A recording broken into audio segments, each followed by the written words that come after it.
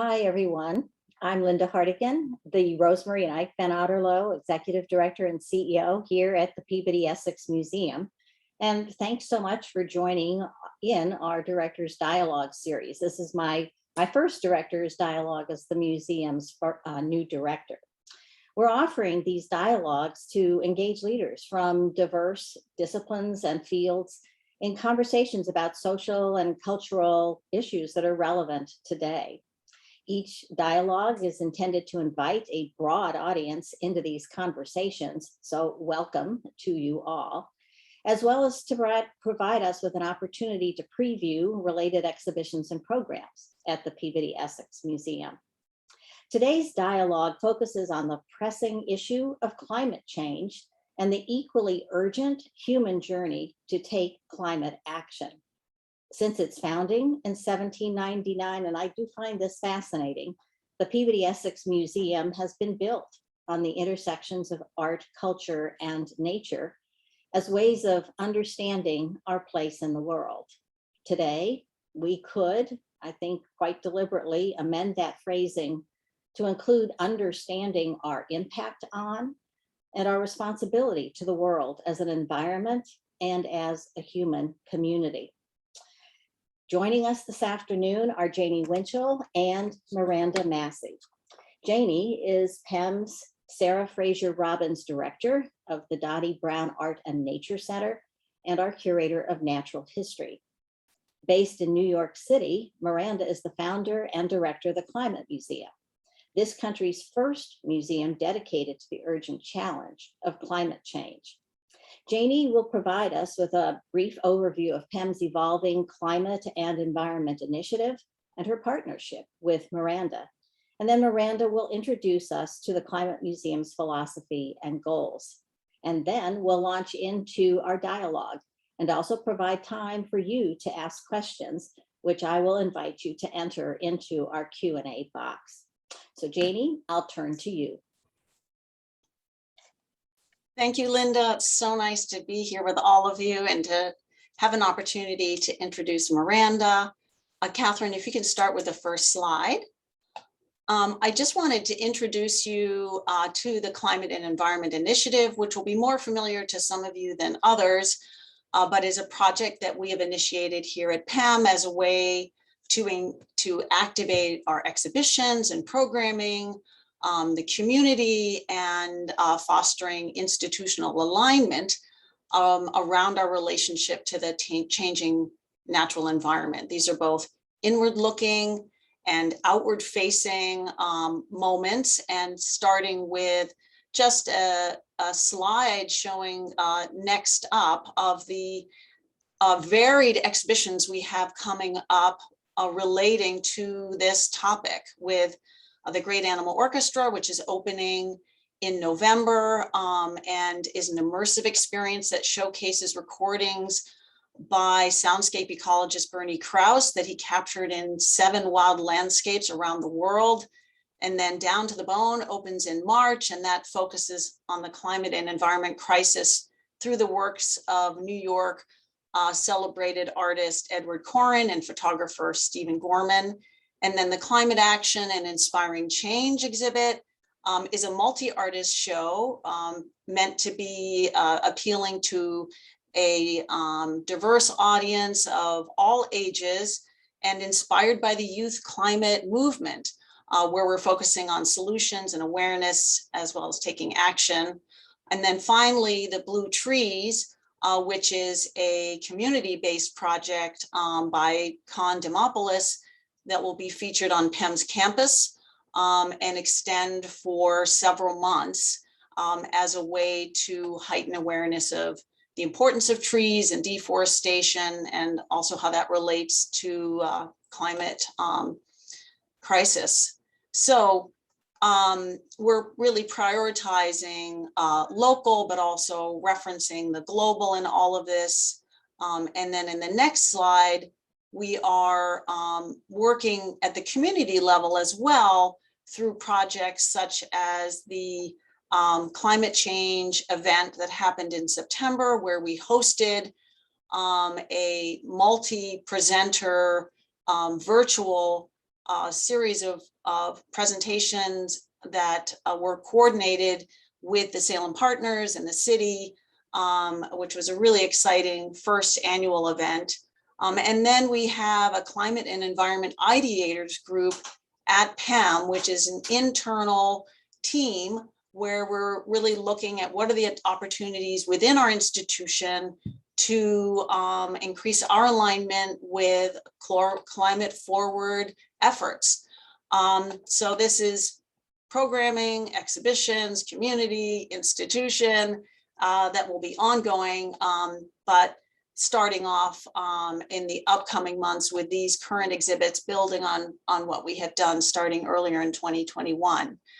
Now, it is truly my distinct pleasure to introduce Miranda Massie, who has been an important partner and vital advisor on our climate action exhibition. Miranda is the founding director of the Climate Museum in New York City, which is currently scaling out to a permanent year-round presence. Its mission: to inspire action on the climate crisis with programming across the arts and sciences that deepens understanding, builds connections, and advances just solutions. So I think you can see why we wanted to work with Miranda and her team. In 2014, Miranda left a successful career in social justice law to lay the groundwork for the museum, which in 2018 had its breakout year of public programming. It has received extensive recognition for its activist cultural approach to community engagement with climate, recognizing most Americans are worried about the climate crisis, but unsure how to take meaningful action. Miranda's prior honors as a civil rights litigator include the Fletcher Foundation, Webb Du Bois Institute, and Harvard Law School, Wasserstein Public Interest Fellowships, as well as a mentorship and residence at Yale Law School. She is currently a Public Voices Fellow with the Op-Ed Project and the Yale Program on Climate Change Communication. In addition to her work with PEM, Miranda has collaborated with universities and museums, including Columbia, MIT, the Smithsonian Museum, National Museum of Natural History, the Australian Museum, Rio's Museum of Tomorrow, among many others. Finally, Miranda is also active with several emergent coalitions focused on climate-oriented work within the museum community and has served on numerous international design juries, including Reimagining Museums for Climate Action. She speaks frequently on the need to integrate programming on the climate crisis across the cultural sector, and reciprocally, the need for climate mobilization to include cultural work. So without further ado, welcome Miranda, and thank you so much for joining us here at PEM today. I am overjoyed to be here with all of you, and I offer my heartfelt and deepest thanks to you, Jenny, for all the work that we've done together with the Climate Museum team and your incredible team at the Arts and Nature Center. And Lynda, it is such a privilege to be part of this grand new chapter for PEM and to be part of your very first Directors Dialogue. It's a huge honor. So my sincere and wholehearted thanks to all of you. I'm just delighted to be part of this event today to share a little bit about the Climate Museum and our approach to cultural activism around the climate crisis, to talk a little, Janie, about the exhibition that we're using as a kind of starting point for the show at the Art and Nature Center that you just mentioned. And then because climate action inspiring change so brilliantly and beautifully mobilizes and elevates the work of living artists, to just quickly touch on some of the living artists that we've worked with at the Climate Museum as well. So Catherine, if you could pull us up to that's a show that we did around New York City that I'll say more about in a moment. There's a second slide that I should have already asked you to show our audience. Thank you. This is my thank you to PEM slide. And then the third slide just shows one of the main things that we do, which, as is true for you all, is exhibitions. This is a show that featured different kinds of climate protagonists from different walks of life across New York City. Next slide. Arts installations are another feature of the work that we do outdoors in public spaces. For the most part, we're scaling out to a year-round location, but don't yet have a permanent spot. We also have youth programs, and there are 2 slides coming up that show you a youth spoken word performance and then a youth dialogue event. Thank you. We present panels on different subjects. This was our very first public facing event in the next slide, and it was 4 years ago. So we've been publicly programming for 4 years. This was about balancing fear and hope in the climate conversation. We've continued, next slide, with a series of dialogues online. This is Talking Climate Health, and Talking Climate is a series that focuses on the intersections of climate and inequality in American society, with then different sub-focuses, in this case, public health. If you could take us to the next slide. It's an example of the advocacy tools that are the final area of work I'd like to emphasize briefly to everyone here. This is a little card that you can carry in your wallet on the left there that helps people break the climate silence, because it's very hard for people to start discussing the climate crisis, even though we know from social science research that it is increasingly on people's minds. It's really hard to have that first conversation. And then on the right, these are examples of work done in connection with our program, Climate Art for Congress, where K through 12 students are sending illustrated letters to their members of Congress in both houses, saying how vitally important climate action is to them. It was our first pandemic program, our first foray into touchless pandemic programming. So people sent us files, we printed and mailed them. And now I'd like to turn to the exhibition Taking Action that, as I mentioned before, served as a kind of starting point for Janie and the amazing team at PEM. Sorry, Catherine, next slide, please. On climate action, inspiring change. There were 3 rooms in this show. Here you see the room that's focused on climate solutions that already exist. So this is a solar energy station. Next slide.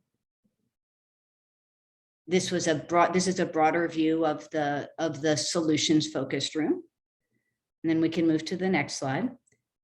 And here are 2 slides that show a space where we decided, and this is something, Lynda, that I'd love to discuss with you more, if that makes sense to you, where we decided it was really important to tell our version, and that will be different for every institution, of the difficult truth about the climate crisis. And for us in this show, the thing to focus on was how much the climate crisis is a function of our institutional business as usual, both in the world of finance. You see here a couple of panels relating to that. And then in the next slide, in the world of our electoral politics and the role of lobbying in climate policy, which we see very much in evidence in Washington, DC these days. And then finally, in the third main space of this exhibition, in the next slide, you'll see we had a sticker wall where people could visualize their climate actions as both civic and collective through the accumulation of different colored stickers on this wall. And you'll see a final slide to that effect. I think that one of the things that we most took away from this exhibition, which was the first major exhibition that we did that wasn't focused on the work of a living artist, actually. One of the things that we most took away from it was that sense of a need to feel connected to other people in taking climate action in order for your action to feel meaningful and positive and forward moving. And you'll see that in the next slide that this is just one example of a comment that we received back from a visitor that was powerfully confirming of the idea that to help people feel that their action is meaningful, to help people feel as as the climate leader, Christiana Figueres would say, stubbornly optimistic about their climate action. They need to be connected to a broader community of action. And now I'll spend just a few minutes talking about our work with living artists. One of the many incredibly inspiring things about working with Janie and her team at the Art and Nature Center, if we could go to the next slide, has been, as I mentioned, the way in which there's a cornucopia of work of very diverse living artists whose voices are integrated into a show that will give everyone a sense of inspiration about taking climate action. And that's very much been the main vocabulary within which we have worked at the Climate Museum as well. This was our very first show. It was a beautiful, very long, slow film about ice core science that turned a gallery at Parsons School of Design into a kind of secular chapel, a chapel to science with a beautiful score. Next slide. And we engaged with young people in the space and did other adjacent events to elevate the meaning of the piece and use it for educational purposes. And then the next slide takes us to a more public facing and out in the world across New York City piece where unexpected climate messages dotted public parks, in this case, Sunset Park in Brooklyn. Next slide. With the opportunity for visitors to our Climate Museum hub on Governor's Island to write their own mock-up road signs, as you see here. More recently, we have an ongoing campaign, next slide, with the data journalist and illustrator Mona Chalabi that gets at the question of fossil fuel disinformation and how it has infected our politics and our climate policy. And this is a very interesting example of how, for our constituency, this level of political angularity, which is, it's fairly sharp, is effective and works and has mobilized a lot of people to take different actions and to join the campaign. But there are different constituencies for different institutions. And one of the things that's always really interesting to me in collaborating with museums across the range of focal points is how to think about where our constituency is and where we're the place from which we are communicating as a trusted voice. Next slide. This will just quickly show you one of the civic activation activities around this campaign is teenagers learning climate and fossil fuel media literacy skills and sharing them with the public. Next slide. The three pieces in that campaign, very happy to share them with anybody. Also, they're available at beyondlies.org if you're interested in checking that campaign out. And then coming up on Sunday, we have a beautiful show in Washington Square Park, next slide, with the artist Gabriela Salazar, who's making a makeshift building out of water-soluble paper casts of her childhood home's window casements. In the next slide, you'll see a shot of us planning in Washington Square Park, and then next, a shot of a sketch. If people are interested in that, we're very happy to provide further information. And finally, I want to end on another note of sincere thanks for being part of this event and for the fact of elevating climate in the way that you are. And Lynda and Janie, the attention and focus that you both bring to elevating the voices of at the intersection of social inequality and art and the environment has been just enriching and profoundly inspiring to us at the Climate Museum. So many thanks. Okay, so I think we didn't have another slide. Okay, great. So Janie, thank you so much for giving us all that information about our upcoming projects, which start rolling out in November. So I do just want to remind people about that because the Great Animal Orchestra is going to be quite the immersive experience. And Miranda, thank you.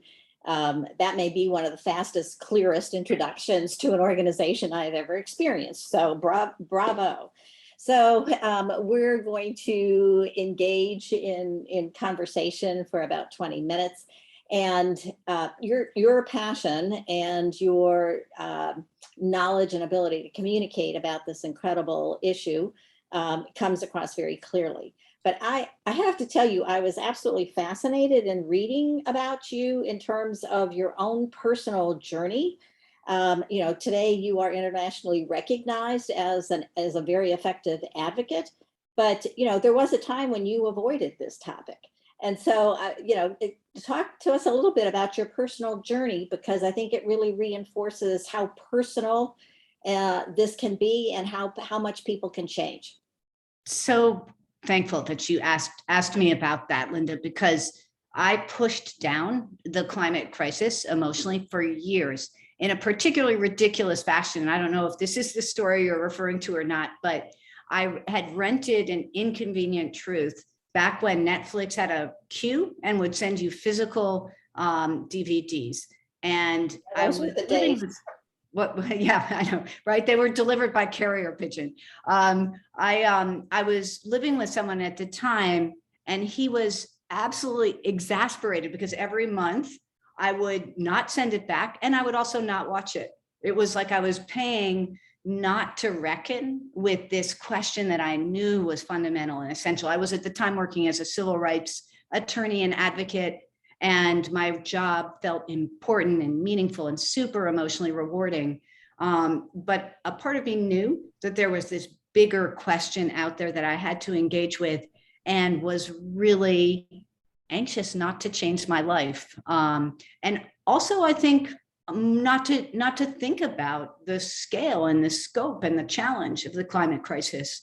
And I just like to tell people, if you're having a delay between recognition and acting on it, you're definitely not alone. You're in the huge majority. And if you compare yourself to my absurd shenanigans, repeatedly renting and not watching a movie for more than a year, I will underscore, then you're going to come out looking great. So, and it was even several years after that, before it was Superstorm Sandy, that kind of created this tectonic plate shift type of recognition that I really wanted to do climate. Okay, so that does lead me then to ask you to tell us about your thought process of establishing the Climate Museum. Right. Because I get the climate piece. I'm fascinated by your choice of the construct or a framework of a museum, particularly since you are using language about, someday you're going to have a space, but you are actually almost like a museum without walls at this point. So what is it about the concept of a museum that you've attached to how to deal with bringing climate action to the fore? When the idea first dropped into my head, and that's what it felt like somebody dropping a quarter in a piggy bank, fully formed. I assumed that I must have read about it and that I must be half remembering it, because it seemed so self-evident to me that we need a museum, more than one museum, dedicated to climate, and that we more broadly need museum programming on the climate crisis. And the reason for that is that museums are deeply, deeply trusted and deeply popular. And they're places where people go voluntarily seeking to have their minds expanded, their ideas expanded, to learn. And those three qualities of trust and popularity and voluntary learning are, they combine algebraically into a huge superpower that we can't leave on the ground, that we need to mobilize to address this crisis. So at the time when this came to me and I was Googling and realizing that, in fact, the idea had somehow just come to me fully formed intuitively, as I started to break it down, I realized, well, I'm a litigator, but there are already tons of people doing unbelievably competent climate litigation. There are frontline activists and vanguard activists doing very effective angular advocacy around this. There are policy analysts doing that. So the things that I could imagine myself doing were already being done really, really well. The science I couldn't do, the art I couldn't do. But basically there were so many different kinds of super effective work on the climate crisis happening. And it seemed to me what was missing from all of that were efforts to involve the broad public. So to move beyond a small group of determined activists and practitioners, and to get everybody involved in a cultural swell that would support action on climate at the scale and speed that we need. Okay, so, we are at a really interesting inflection point in the museum profession. And as you talk about museums as sites of learning, that is one version, almost in a very traditional way, of the perception of museums. Museums have also been seen as a site of respite and escape and solace. So the inflection point now is really about in what way can museums be effective forums, and in what way and should museums actually be activist organizations? Right. So given the topic that you're dealing with, what kind of reactions do you have to what I'm saying?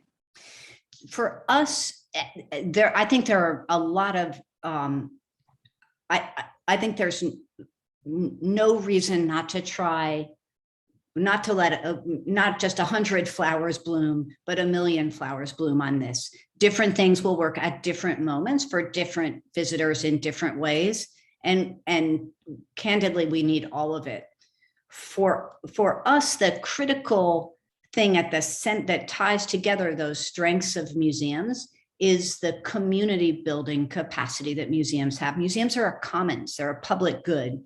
And that elicits the kind of pro-social both ambition, because we really need to think big about the climate crisis, and also compassion, because we really need to think about each other when moving forward on the climate crisis, that are required for us to step forward into futures we deserve.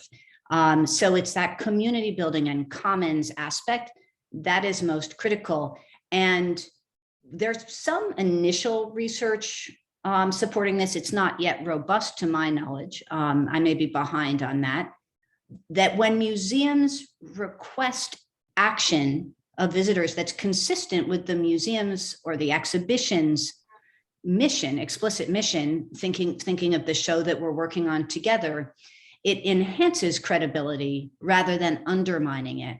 So that the days of the museum as a top-down kind of purveyor of knowledge from on high, that there's a space for that in the public trust. There's a space for expertise. Expertise matters hugely, but people also want to be involved and engaged in acting on what we are saying as museums and museum professionals matters to us, what our values are. So I think there's a shift that's really positive toward an expression of values and extending an invitation for people to join us in acting on the values that we're expressing or relating to them. They might take it in a slightly different direction, but there's a level of co-creation in that I think is very, very powerful. Yeah, and that does go back obviously to your initial point as I was asking the earlier version of the question, and that is about the trust that museums do seem to have the capability of generating and sustaining. So, all right, the quarter dropped into the bank fully formed around 2014. I love that expression. And we're in 2021, and obviously you're very forward looking. How can you tell your vision has changed over time? Because again, it goes to the sense of the personal journey. One of the key things that's changed over time is the recognition, and I referred to this quickly in the slide presentation, that it's very, very hard for most people to make these first steps toward being climate protagonists or climate citizens. And I think that was partly a matter of bias and projection on my part. I was a civil rights trial lawyer, not afraid to talk, and an extrovert, which is also brings its own kind of bias. And the reality is that for many people, even having a conversation about authentic feelings and thoughts about the climate crisis takes a lot of scaffolding and support and margin and a huge sense of community. And so initially, I had the sense that creating common spaces where people could experience things together and sense a kind of validation in seeing their emotions and thoughts reflected back to them and their fellow visitors, that would be sufficient to support a shift toward civic action and engagement. And I now think that's not right. I think we need to scaffold actions and give people options. And they may look at our concrete option and say, actually, I'm going to do something else. Mm-hmm. But providing a concrete sense of what the possibilities are is important in a way that I didn't understand. That sense of creating community, scaffolding the collective nature of what we need to do, and being concrete about action. I didn't realize until a couple of years in, when we had this hugely successful youth climate arts performance, which was depicted in one slide. A number of unbelievably compelling young people delivered spoken word performances on the stage of the storied Apollo Theater in New York. It was a huge moment for us and for them, and it changed many of their lives in a really profound way. But I also left with this hollow feeling about whether it had changed the potentiality for the sense of potentiality for the audience members. And I was convinced then, and I'm convinced now, that for most people in that audience, we hadn't given them enough to go forward with a broadened sense of their own agency in the world on climate. And so that epiphany, where we had this hugely, this apparently very successful evening, and it was in many ways a real success. I don't want to take anything away from the young people on that, but it wasn't a success in terms of empowering members of the public to go forward in a different way, understanding their own capacity to take meaningful action. Mm-hmm. So this definitely resonates with me for the following reason. At the core of the mission for the Peabody Essex Museum, as our mission statement currently stands, there is the assertive and aspirational desire to transform people's lives in the sense of, opening up channels of curiosity, understanding, your place in the world. But, you can also ask yourself, how are we ever going to know that we have accomplished that? Right. So I'm curious about the methods that you're using to identify your impact. And some of that can be very pragmatic as a reason to do that, simply because obviously you apply for funding and that sort of thing. But set that sort of thing aside. I am truly curious about how you feel you can identify the impact that the Climate Museum is having. It's an intense question that's front of mind all the time, both for funding reasons and more broadly, because the whole point of doing this is to have that impact for us, as it is for PEM. And I think part of it, to be direct, is accepting that you don't know the extent of it fully, and you can't ever be 100% confident. And you have to trust your judgment and the judgment of the report backs that you get from docents and others who are interacting directly from visitors for the qualitative sense on that. And then we do some head counting, but that can be both very over and very under inclusive. I think it's possible that philanthropy is moving away from what was, in my view, an overcorrection toward quantitative impact assessment. I really think that you need both. You sometimes get little snippets of information back kind of across the waters, like messages in a bottle, where a youth participant who was super introverted ends up leading 400 people across the Brooklyn Bridge to join a big demonstration. You're like, oh, well, I guess that program worked for that person. So some of it is kind of very particular and very sticky and memorable stories. But to get a sense of the broader swell, it's more an accumulation of these tiny data points that often resist quantification in a way that's frustrating for us. Leave aside, let's say we're fully funded throughout the universe in perpetuity as a release that I just read. Yeah, wouldn't that be nice? Throwing me back to my lawyer days, right? Throughout the universe in perpetuity, even leaving that aside, which needless to say, we can't, we want to know. And we definitely have a strong sense of having that positive impact, and of being helpful to our colleagues in the museum world, as an example of both a positive example, and we like to share our missteps too. But it's mostly in the responses that you see on the ground that you have a sense of whether it's working or not. And that's not a scientific answer, and it's not and shouldn't feel like a satisfying answer. But I think there's a way that, for me, from my perception of it, in the candor requires saying that you don't 100% know for sure. You're making a bet, and you go with it, and most of all, you make adjustments, and you're not afraid to say, like, oh, we could do that better next time by changing this. I think that's the most important thing, is to have people around you whose instincts you trust, and to be prepared to make changes. Well, and to accept the fact that there are times when you are genuinely not going to know the long tail impact. That's right. You know, That's and right. it is just part of what we have to recognize. I'm curious about the following, because oftentimes when climate change is brought up, it is described in, as appropriate, environmentally descriptive terms, you know, Right. water or fossil fuel or that sort of thing. What do you think is important to communicate about the fact that there are actual social and environmental injustices associated with climate change? And I'm assuming this question is going to resonate with you simply because of your civil justice background.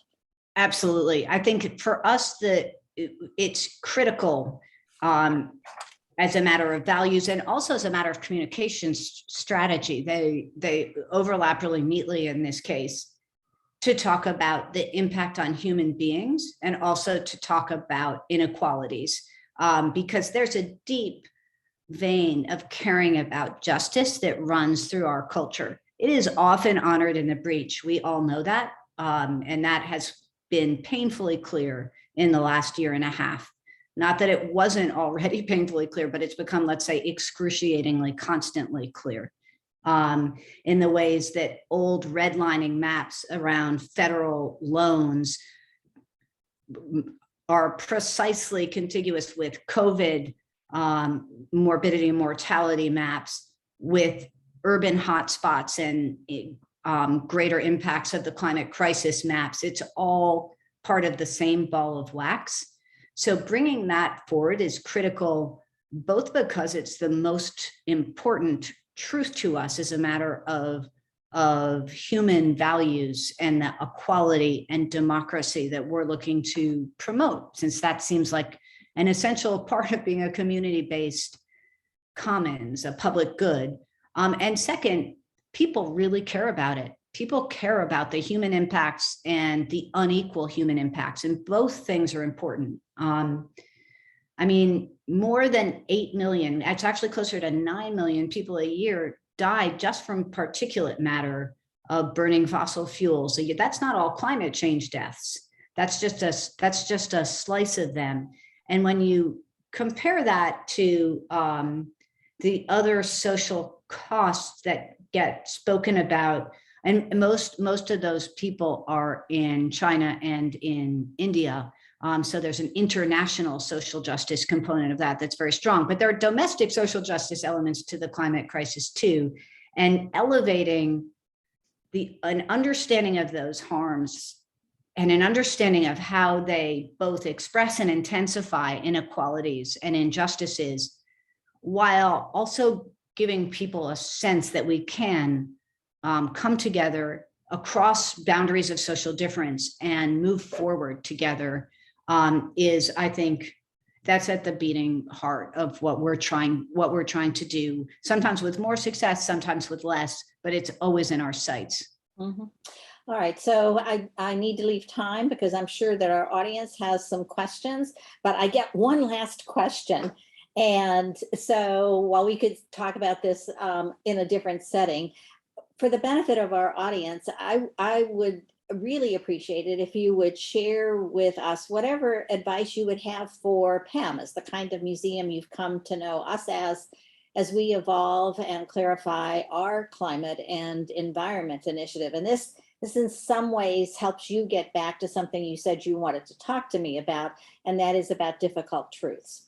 And the advice doesn't have to be all about that, but I'm just curious about, what you would publicly give us as advice. Thank you for all these questions, and for that one. I have already experienced in working with your team there how much the team is already on the points of advice that I would leave you with. One thing is that there are very hard truths in this, and we can't insult people's intelligence about it. It is the encompassing crisis of our era. That's not to say that there aren't crises flowing together and that there aren't other things, but the climate crisis is the umbrella within which all of those things can most usefully be understood. And it is very traumatic when people start to metabolize the information. So recognizing that potential for trauma response and upset, and being, again, compassionate toward it and taking account of it is incredibly important. Janie Winchell is nothing if not one of the most compassionate people I've ever encountered. So for this show, that's already well in play. But I think being honest and direct with people and compassionate about their likely responses is one key thing. The other thing I would really emphasize is we're intervening in a very rapidly evolving situation. And by that, I don't mean the intensification of the physical climate crisis. That's true too, but social awareness about it, social psychology, the culture into which Penn and the Climate Museum and other museums doing this work are intervening is shifting so quickly. We saw it change really quickly with the extreme weather events of this summer, for example, and that's reflected in inadequately, no doubt, but nevertheless reflected in very in extensive polling results that come out of a couple of universities that routinely poll people on these questions. So it's really important to be nimble and adaptive, and to recognize when something that you planned a year ago no longer matches what people are feeling on the ground. Because what people are feeling, and this is the last thing I'll say on it, is by far the most important. For too long, we operated in the world of climate on a kind of information deficit basis, where scientists who are trained in data and who are very rationalistic as a whole, by both inclination and training, thought that if they just laid the facts out, we would get the right policy and the right practices. Clearly, that's not true. And the reality is it's all about how we're feeling emotionally. That's the key to moving forward together. All right, well, that's incredibly generous as well as challenging in many respects, but I'm going to leave it there. And thank you so much for the conversation. I really look forward to the opportunity to engage with you in person. And I'm going to turn it over to Janie, who's going to moderate some questions. So you get to have some more questions. Thank you so much. Yeah, what a great presentation and conversation with both of you. Lynda, you've gone away. Don't leave us. So thoughtful, and so appreciate your kind words, Miranda. And I'm taking notes on things we need to be mindful of here going forward too. I'm going to start with a question I think a lot of people have, which is, what is your biggest challenge as a director at a museum without a brick and mortar structure? And conversely, what are the advantages to this? So it's a little taking a little heat off the climate aspect, but is very much been part of what you've been wrangling. It is, and we're very lucky. I should have emphasized this more probably. We're incredibly lucky to have for 6 months a year an exhibition house on Governor's Island. For those of you who are familiar, it's an island. For those of you who aren't, it's an island just off the southern tip of Manhattan. It's a kind of seasonally a wonderland of open space and nature, and you feel yourself in a port city in the harbor. It's just beautiful. And we have an exhibition house there that was granted to us for the use is free. It's granted on a competitive basis to different cultural organizations and environmental organizations by the Trust for Governor's Island. And without that space, and this will get around to answering your question quite directly, because without that space, I don't think that we would have come into being in the way that we have. We're now, I think, very, very, very strongly poised to scale out to a year-round location. That wouldn't be true if we hadn't had space that we could come back to and rely on and use repeatedly. And people sometimes ask, well, like, why don't you want to remain a museum without walls? Because there are advantages to that. You can go where people are. You can tailor programming to specific communities and neighborhoods. And we've done that with that citywide show with the road signs. We had different intensification activities and events across the 5 boroughs of New York City. And that's really powerful too. And to be clear, we think we need to keep doing that and keep distributing content. In the pandemic, we've started to learn how to do web-based programming, which we had no clue about in March 2020. Like, absolutely, it kept falling off the bottom of our to-do list, frankly. And then join the crowd. Right. And then suddenly you're like, oh, I guess we have to figure this out now. Oh yeah, big time. So the advantages are for us that we've learned how to do programming that's distributed. And I think that's really important to keep in our toolkit. The challenges are those superpowers of, in particular, trust and a sense of community are really reliant on having a place, in my opinion.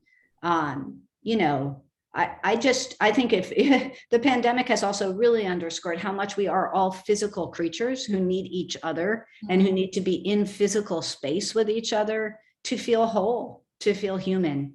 And so that has been a significant challenge, not having our own place yet. And we're really excited and hopeful for the day when we can invite all of you to the red ribbon ceremony.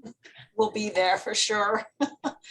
And a question that kind of relates to both of you, which is, you were referencing this a bit, Miranda, of the willingness to experiment and take risks. And Lynda, and not to put you on the spot on this, but you've been delving into this through your work at the Royal Ontario Museum with bringing in a climate change curator. And what are both of your thoughts on the appropriate amount of taking risks in this arena, experimenting with climate change and climate action as a topic? Lynda, you first. Okay, so just so everyone knows, I mean, I've recently come to the PBD Essex Museum from the Royal Ontario Museum in Toronto, which is a museum of art, culture, and nature. And so I had the incredible privilege of hiring the museum's first curator of climate change, heavily endowed by a really generous patron who was absolutely passionate about climate action. And we actually had some interesting conversations about, is it a curator of climate action or a curator of climate change? The risk question is really interesting, because it's like, if we don't risk, what do we stand to lose? I mean, and that is often the way I look at risk in the first place, regardless of what that might be related to, because the kind of shame on us if we don't figure out that in order to make a difference or to improve, and in this instance, I really do think it's about human survival. We need an environment in which to survive and thrive. Then museums have to be brave enough to risk talking about things that they themselves may not be comfortable with, but have to express a kind of humanity in order to convey an invitation to be human together. Mm-hmm. Yes. That's so perfect and beautiful. I'm not going to say anything general because I just want to second that. And I'll credit you, Lynda, when I quote you. The invitation to be human together is exactly right. It's what we need for the climate crisis and climate times culture. That's just unbelievably beautiful and apt. I'll give a specific example quickly, Janie. Yeah. At the show we're doing on the installation and performance we're doing in Washington Square Park on Sunday, that was the end of the slide deck. We're going to have a feature we've never had before. We've had Ask a Climate Scientist, and that has opened up an amazing space for people to ask questions, almost exclusively, what can I do? It's like it creates a safe space where people don't ask about climate modeling or ocean circulation or whatever. They just want to know what they can do, but we've created the space. We've extended an invitation to be human together with a climate scientist, basically. And what we're doing this Sunday is a variation on that, which is Ask a Climate Psychologist.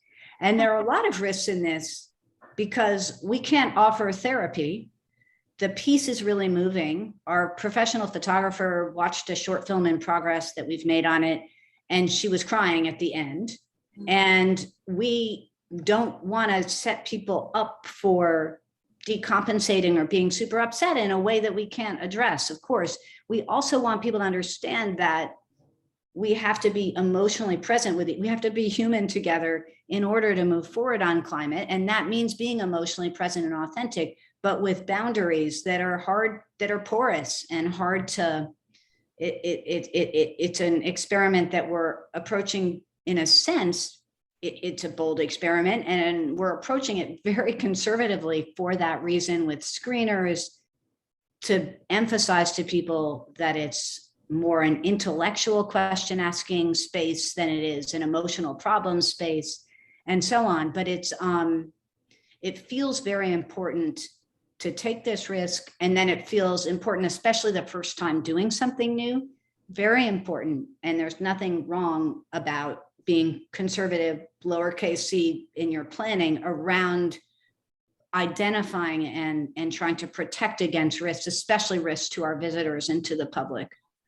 Yeah, that's a great point. And I think the aspect of bringing in the psychology of this is, I think, makes it okay for people to feel that despair that some of them are feeling and not knowing what to do with. So I feel like that'll be a really great project for you to incorporate into this particular installation. I'll be filling you in after Sunday. Good, yes. Really hope so it's despair as a pathway into feeling connected and feeling like you can take action, not despair as an endpoint. Yes. But that's hard. That's hard. Well, and right, isn't that the fear that we all have, is Yes. that we won't be able to get out of the despair. And I do think that that's such an important aspect of this, that despair is not where we end up in this, but without acknowledging that's part of what we're going through, then we limit the potential for going to taking things to the next level. Absolutely. There's lots of questions here, and so I do want to, I know our time is running out, but this one I think is a good one about, they noticed, someone said about the Climate Museum does a lot of work in engaging the youth and getting involved in the climate crisis. Why do you feel this is an important endeavor to take on as a museum?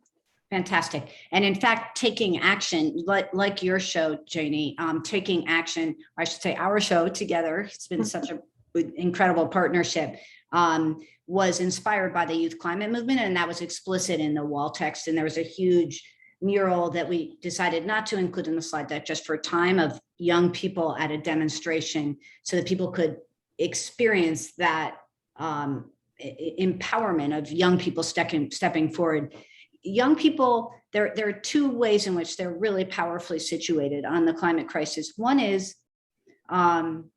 they have moral clarity, because unlike with every day, we're super adaptive as humans, and every day we adapt a little bit to business as usual, even if we're consciously trying not to. It becomes normal.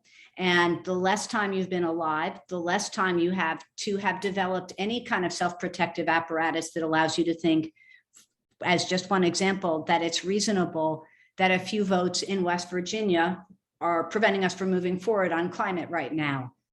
That's insane. You couldn't explain it to a Martian sociologist, and yet here we are. For young people, that sense of that information hasn't already been metabolized by years of adjustment.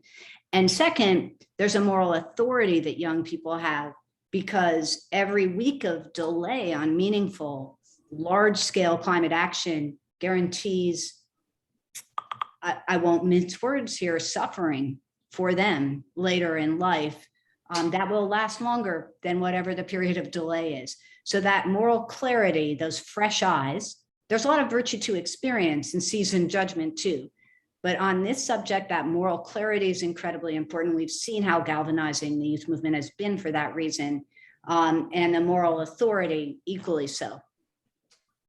And given what our time is here, someone who wants to know, and I think this is also speaking to in different ways to some of the other questions of what's the most impactful thing that one can do in this moment in time? Think about your own traction. A youth activist actually said this to me in a beautiful way at a panel that we did on intergenerational climate leadership. He was like, we don't want you guys to be cheerleaders for us. This was kind of at the height of the youth climate movement's public profile, which could rise again. But it was like in 2019, before the pandemic, there had just been that massive worldwide march that people will remember. And he was like, we don't want you guys to be cheerleaders. We want you to think about what's your traction in the world. And that includes, you can vote and I can't. And you can call your representative and say, I'm a voter in your district and I can't. And you maybe have authority at a company, a workplace, and you can organize something around climate there. You can engage in public facing civic actions of different kinds in a way that mobilizes your specific strengths and abilities and social traction to move things forward. So it's a self-assessment along those lines. And one of the things that experts in this area are constantly stressing that's really important is that the mere fact, and it's not easy, but the mere fact of having climate conversations and embedding that in your daily life is a huge part of moving the culture as a whole toward where we need it to be. So for different people, the answer will be different because it starts with an analysis of where you're at, what your comfort level is, and how you want to extend that comfort zone outward. That's the key. How do you expand, recognize your traction and expand it? Well, and Lord knows you are living proof of that, given what you shared with us in terms of your own personal journey. So I think we could go on quite a bit in terms of more questions and answers, and it just shows that this is something that is challenging, energizing, and activating. So Janie and Miranda, I just really want to thank you for your partnership and for your respective efforts in this regard, and for being very generous with our audience, because it's not just the director's dialogue. As I said at the outset, this is about inviting people in as broad a way as possible into the conversation, because that conversation, as Miranda just said, can empower us to take action. So I thank everyone for joining us, and please do come and experience what we are aspiring to do on the topic of climate and the environment. So thank you so much. Thank you so much. What an honor and what a pleasure to be with everybody here today. Yeah, Mutual Admiration Society. Yeah, definitely. okay. Thanks, Lynda. Thanks, Miranda, so much.